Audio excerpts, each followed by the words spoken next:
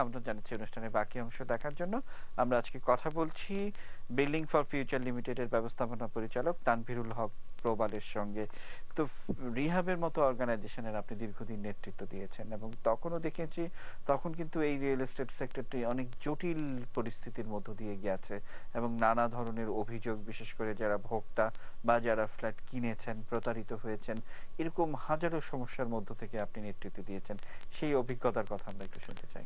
আমি যখন 1994 এ ব্যবসা শুরু করি, বাট আমি 2001 বা 2 সালের দিকে আমি রিহ্যাবের সাথে সম্পৃক্ত হয়ে যাই।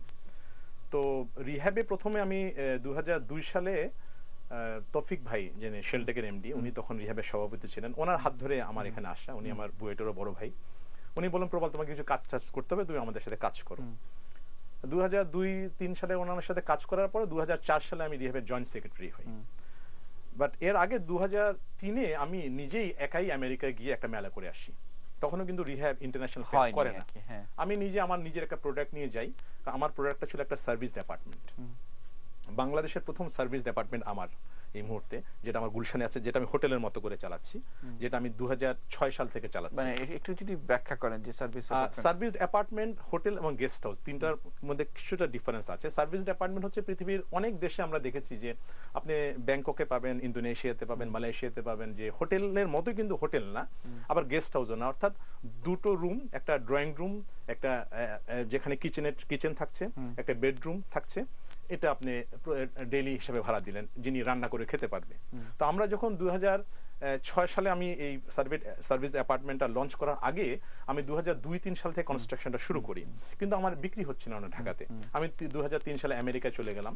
সেখানে গিয়ে আমি আমেরিকাতে ঢাকা ক্লাবে একটা ফেয়ার করলাম। আমি ক্রেতাদের বোঝানোর চেষ্টা করলাম, ছোট ছোট 850 স্কয়ার ফিটের তোমরা কেন।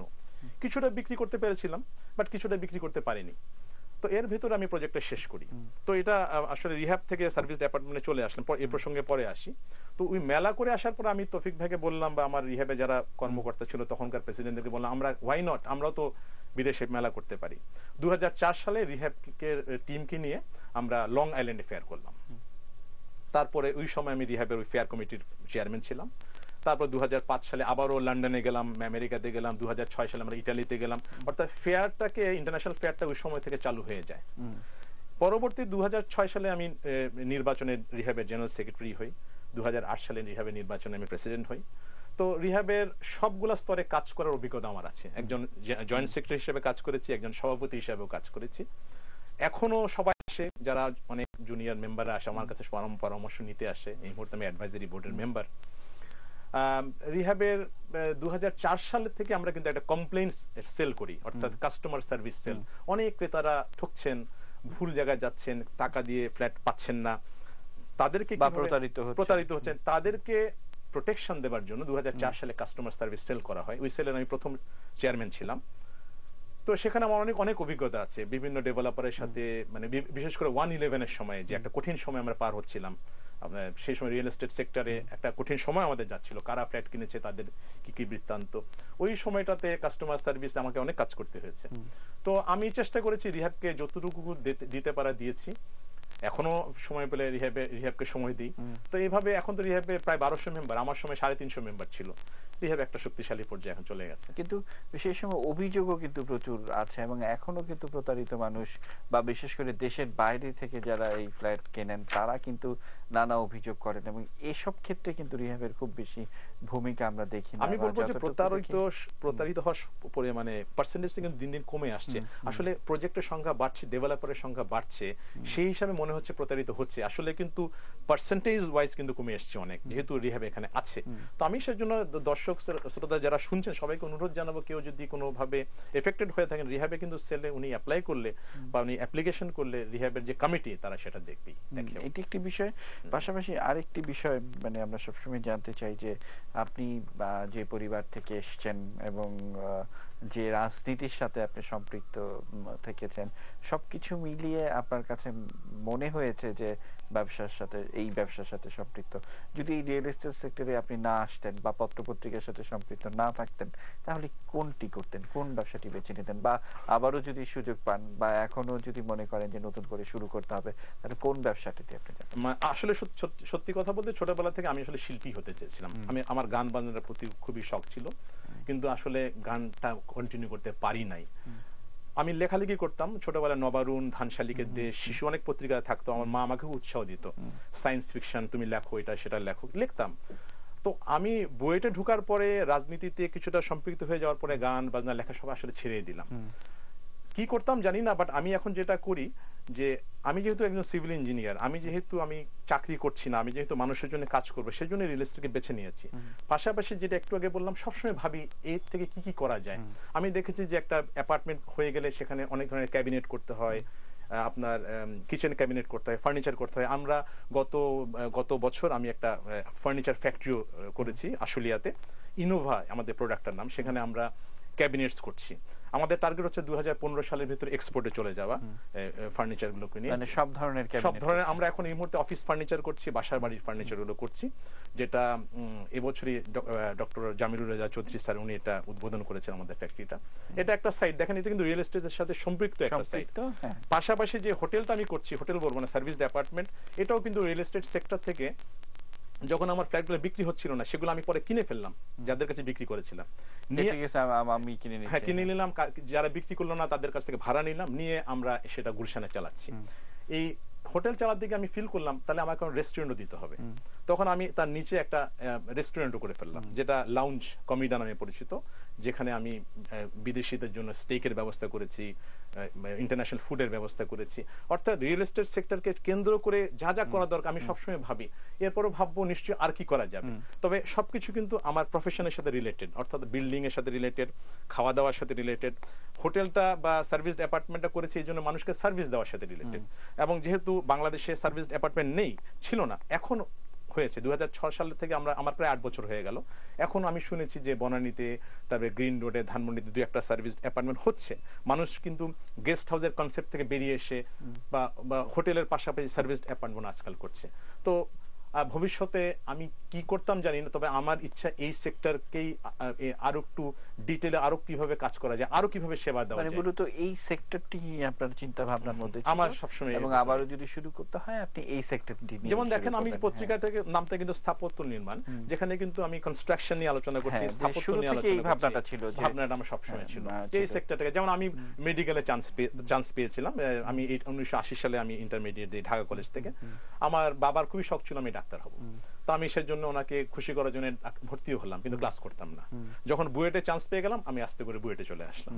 তো ওই যে ইচ্ছা ছিল যে আমি এই লাইনটার ভিতরে থাকবো, তো সেই জন্য আমি মানুষকে নিয়ে কাজ করতে পছন্দ করি, মানে শ্রমিকদের নিয়ে কাজ করতে পছন্দ করি। আরেকটি বিষয় যে আমরা সবসময় দেখেছি যে মানে মধ্যবিত্তের মানসম্পন্ন আবাসন কিন্তু এখনো সেই স্ট্রাকচারটি গড়ে ওঠেনি। বা কিছুক্ষণ আগে আপনি বললেন যে ল্যান্ড ওনারকে কত দিতে হচ্ছে বা নির্মাণ ম্যাটেরিয়াল কস্ট সবকিছু মিলিয়ে এখনো কিন্তু মধ্যবিত্তের হাতের নাগালের বাইরে।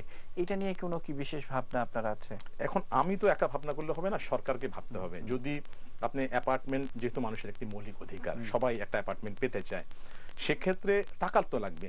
তো একজন মধ্যবিত্ত টাকাটা কোথায় পাবে? উনি যদি সততার সাথে চাকরি করেন, ওনার তো সে টাকাটা হবে না। তাহলে সরকারকে তাকে স্বল্প সুদের লোন দিতে হবে, 5% সুদে বা 6% সুদে লোন যদি উনি সরকারের থেকে পান, তখনই উনি একটা ফ্ল্যাট কিনতে পারবেন। আর ফ্ল্যাটের দাম কমিয়ে রাখার মানে তো আমাদের পক্ষে একা সম্ভব না, বিকজ ফ্ল্যাটের দামের সাথে আপনার রডের দাম জড়িত, সিমেন্টের দাম জড়িত, জমির দাম জড়িত, বিদ্যুতের দাম জড়িত। প্রতি বছর বিদ্যুতের দাম যখন বেড়ে যাচ্ছে, রডের দামও বেড়ে যাচ্ছে, সিমেন্টের দামও বেড়ে যাচ্ছে। কমিয়ে বিক্রি করা তো আমরা চাইবই, কিন্তু কত কমাবেন? এখন তো 5,000 টাকার নিচে কোনো ফ্ল্যাটই নাই, মানে 5,000 টাকাও ফ্ল্যাট পাওয়া যাচ্ছে না। তো সেক্ষেত্রে অবশ্যই আমি মনে করি সরকারের উচিত হবে, যিনি তার জীবনের প্রথম ফ্ল্যাটটি কিনবেন তার রেকর্ড চেক করুক, ওনার আরেকটি ফ্ল্যাট নিয়ে উনি দ্বিতীয়টা কেনার সময় তার উপরে ট্যাক্স আরোপিত হোক। কিন্তু প্রথম ফ্ল্যাট কেনার ক্ষেত্রে তার জন্য যদি বিশেষ ঋণের ব্যবস্থা করে, প্রথম ফ্ল্যাট কেনার ক্ষেত্রে তার ট্যাক্স যদি মকুব করে দেওয়া হয়, এই সমস্ত জিনিস সরকার যদি একটা উদ্যোগ নেয় ডাটাবেজের মাধ্যমে, তাহলে কিন্তু সবাই সবাই বাসস্থানের আওতায় চলে আসতে বা পারবে বলে আমি মনে করি। রাজধানীর বাইরের শহরগুলোতে আপনারা যে ডেভেলপমেন্টটি করছেন এখন এই মুহূর্তে, কিছুক্ষণ আপনি বললেন যে রংপুর, দিনাজপুর কিংবা যশোরে যে প্রজেক্টগুলো নিচ্ছেন সেখানেও কিন্তু এই ধরনের সুযোগ সুবিধা কিন্তু থাকতে পারে বা হতে অবশ্যই পারে অবশ্যই বা হওয়া উচিত। কি মনে করেন আপনি? মানুষের দেখেন জীবন যশোরে প্রজেক্ট করব বা রংপুরের প্রজেক্ট করলে যে সেই ফ্যাসিলিটি গুলো ঢাকায় থাকবেন এমন তো না, সেখানেও কিন্তু ইন্টারনেট ফ্যাসিলিটি থাকতে হবে, ডিশ লাইনের ফ্যাসিলিটি থাকতে হবে, সেখানেও আপনার ক্যাবিনেটস থাকতে হবে, সেখানে ফ্লোরে ভালো টাইলস থাকতে হবে। অর্থাৎ মানুষের জীবনযাত্রার মান কিন্তু উন্নত হচ্ছে। আপনি কিন্তু গ্রামে গঞ্জে কুড়ে ঘর আজকাল খুব একটা দেখা যায় না। গ্রামই তো নাই, গ্রামগুলোতে কিন্তু শহরে হয়ে গেছে। হয়ে যাচ্ছে, হ্যাঁ। গ্রামগুলোর ভিতরে আজকাল কিন্তু ব্রিকের বাড়ি হয়ে গেছে, দোতলা তিনতলা। যে গ্রামে একসময় টিনের ঘর ছিল সেটা হয়ে গেছে ব্রিকের ঘর, যে গ্রামে কুড়ে ঘর ছিল সেটা হয়ে গেছে টিনের ঘর। সো সোসাইটি কিন্তু পরিবর্তন হচ্ছে, এটা কিন্তু হবেই। তারপরও যেমন চায়নাতে দেখবেন, চীনে কিন্তু এখনো সরকার ইচ্ছাকৃতভাবে অনেক এলাকাতে গ্রাম করে রেখে দিয়েছে ঐতিহ্যের জন্য। সেটা সরকার যদি মনে করে যে আমি এই এই বাংলাদেশে এই এই জায়গাগুলোকে এখনো গ্রাম রাখতে চাই, এটা পর্যটনের জন্য রাখতে চাই, কিংবা আমি ঐতিহ্য দেখানোর জন্য রাখতে চাই, that's a different thing. But প্রত্যেকটা মানুষের কিন্তু অধিকার আছে তার জীবনযাত্রার মানটা বাড়ানোর জন্য, হ্যাঁ। তিনি ঢাকাতে থাকুন আর যশোরেই থাকুন না কেন।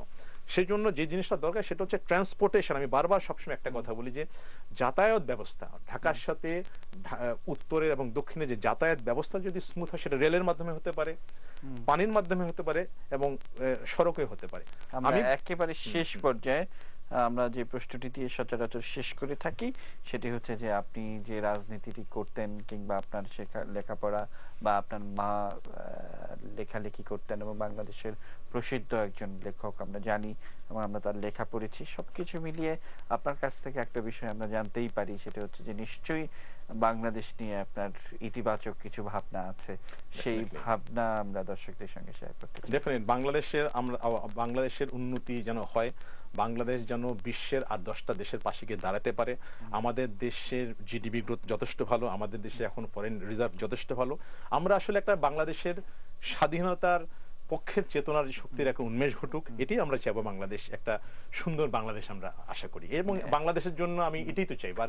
বা ঘুরে ফিরে যদি বলি যে ভবিষ্যৎ প্রজন্মের জন্য কেমন বাংলাদেশ রেখে যেতে চান? ভবিষ্যৎ প্রজন্মের জন্য একটা সুন্দর সোনার বাংলা রেখে যেতে চাই।